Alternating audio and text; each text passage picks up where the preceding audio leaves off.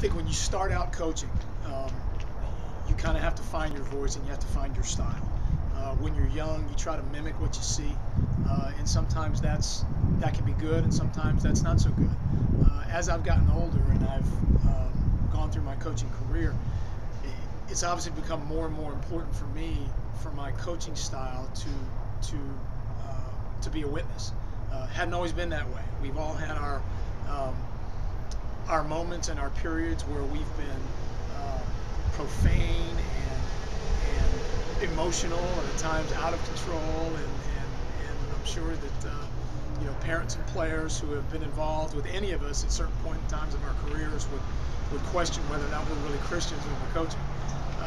But what I've tried to do is a coaching style that is intense, that takes seriously the responsibilities that you have as a coach, that you're first and foremost a role model, and you should mirror the behavior that you want young men to also to model. At the same time, you have to push kids, you have to correct them, you have to try to get the best out of them, and there are different ways to do it. Some guys can do it yelling, screaming, and cursing.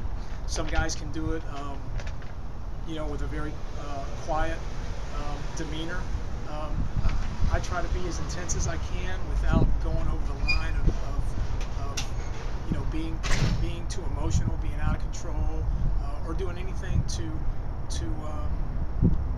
shine negatively on my witness for Jesus Christ. And none of us are successful at that 100% of the time.